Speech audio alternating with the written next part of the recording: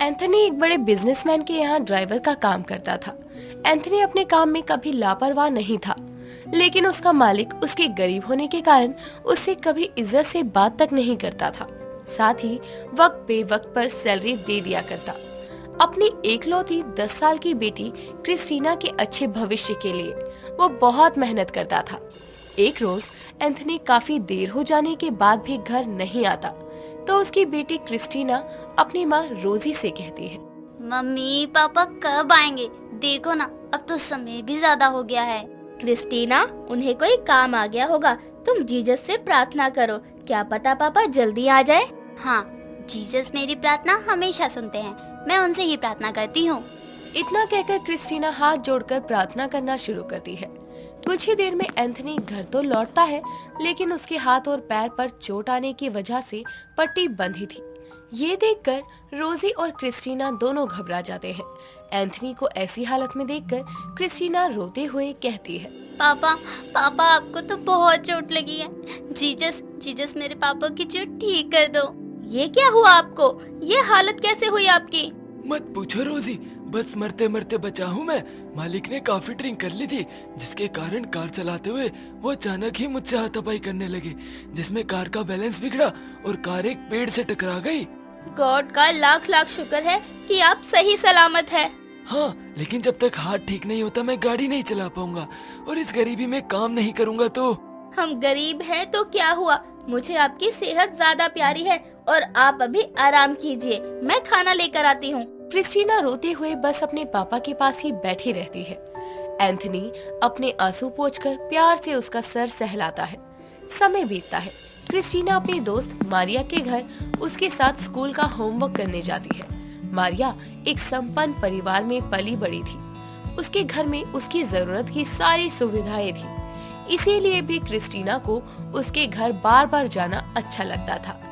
कुछ ही देर में मारिया अपना होमवर्क खत्म करके एक कार्ड पर कुछ लिखने लगती है, तो क्रिस्टीना उससे कहती है, मारिया तुम क्या लिख रही हो?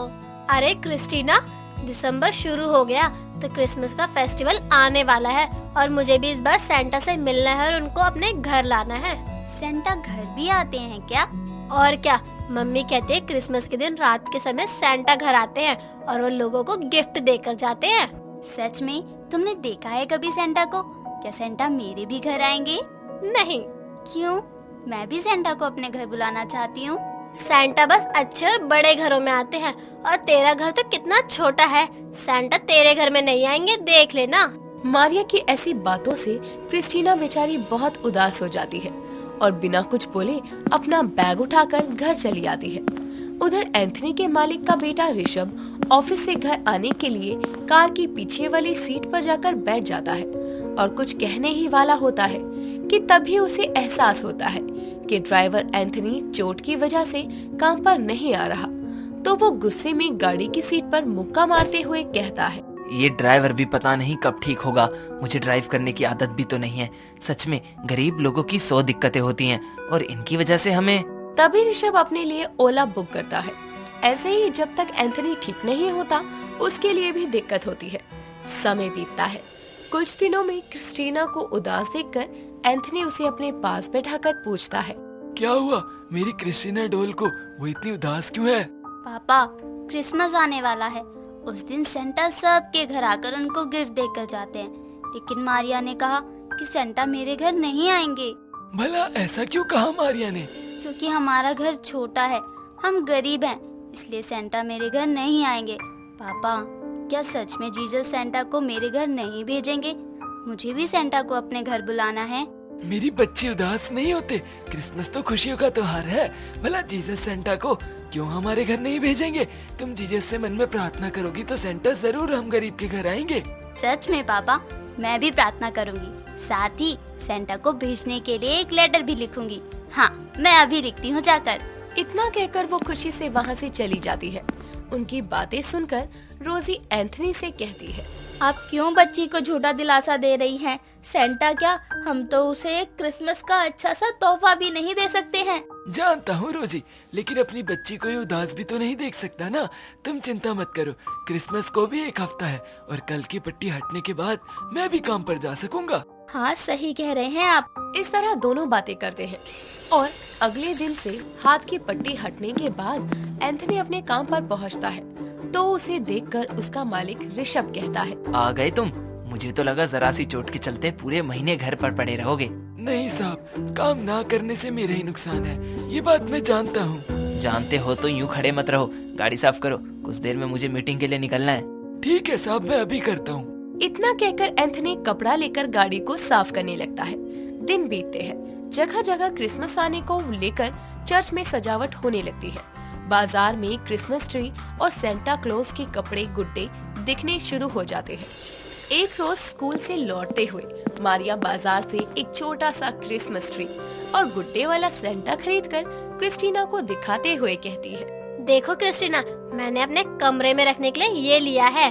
जब सेंटा आएंगे ना तो मैं उन्हें दिखाऊंगी। ये तो बहुत प्यारा है। तुम्हें पता है सेंटा हमारे भी घर आए, इसलिए मैंने एक सुंदर सा लेटर भी लिखा है। इस बार मेरे घर भी सेंटा आएंगे, ऐसा पापा ने कहा है। अच्छा, अगर सेंटा तेरे घर आएंगे तो तू उनसे क्या गिफ्ट मांगेगी? वो तो मैंने सोचा ही नहीं। तू तो बिल्कुल बुद्धू है क्रिस्टीना। ओह गॉड, मैं तो भूल ही गई। मुझे मम्मा के साथ चर्च भी जाना है, मैं चलती हूँ। तभी मारिया तेजी में वहाँ से चली जाती है और क्रिस्टीना भी घर जाकर अपना लिखा हुआ लेटर देखती है और उसे समझ नहीं आता कि वो लेटर में लिखी हुई बात सेंटा तक कैसे पहुँचाए। इसीलिए वो उस लेटर को अपने पापा की जैकेट की पॉकेट में रखती है। अगली सुबह एंथनी वही जैकेट पहनकर काम पर जाता है और ऑफिस के बाहर गाड़ी के पास खड़ा होता है। कुछ देर में ऋषभ फोन पर बातें करते हुए कार की तरफ आ रहा था। तभी एक तेजी से आ रहा ट्रक उसके पास से गुजरने वाला था तो एंथनी अचानक से वहां जाकर ऋषभ को अपनी तरफ खींच लेता है। साहब, अब ठीक तो है? हाँ, मैं ठीक हूँ। गॉड का शुक्र है कि आपको कुछ नहीं हुआ। आप कार में बैठिए। ऋषभ हैरानी से एंथनी की ओर देखते हुए कार में बैठ जाता है। वो कार का दरवाजा बंद करने ही वाला था कि तभी एंथनी अपनी जैकेट की पॉकेट में से रुमाल निकालता है तो क्रिस्टीना का लिखा हुआ लेटर पॉकेट से गिर जाता है और ऋषभ उसे उठा लेता है। कार का दरवाजा बंद करता है। कुछ देर में वो घर पहुंचकर अपना कोट उतारता है तो उसमें से लेटर बाहर आता है तो ऋषभ उसे पढ़कर कहता है, ये तो ड्राइवर की बच्ची ने सेंटा को लिखा हुआ है। कितनी प्यारी ड्राइंग है। आज उस ड्राइवर ने मेरी जान बचाई। मैंने उसे कभी अच्छे से बात नहीं की, लेकिन आज अगर वो मुझे नहीं बचाता तो मैं जिंदा नहीं होता। मुझे उसका शुक्रिया तो करना होगा। ऋषभ सोचने लगता है और समय बीतता है और क्रिसमस का दिन आता है।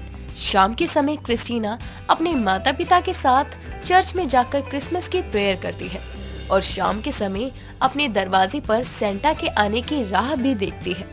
कुछ देर होने पर भी जब सेंटा नहीं आता तो क्रिस्टीना उदास होकर अंदर जाने लगती है। तभी सेंटा की ड्रेस पहने ऋषभ लाल सी पोटली लिए घंटी बजाते हुए गाते हुए आता है। Jingle bell jingle all the way, Santa Claus is here, see smile on your face. Santa, पापा, मम्मी, देखो हमारे घर सेंटा आए हैं। बताओ, क्या गिफ्ट चाहिए तुम्हें सेंटा से? कुछ भी नहीं, मुझ गरीब के घर सेंटा का आना ही बहुत बड़ा गिफ्ट है। थैंक यू सेंटा, और जीसस को भी थैंक यू कहना। क्रिस्टीना की मासूमियत और सेंटा को देखकर उसकी खुशी सेंटा बने ऋषभ को भावुक कर देती है और वो उसके बिना मांगे भी एक गिफ्ट बॉक्स देकर वहाँ से घंटी बजाते हुए चला जाता है। एंथनी उसकी आवाज से पहचान जाता है कि वो सेंटा बनकर उसका मालिक ऋषभ ही आया था।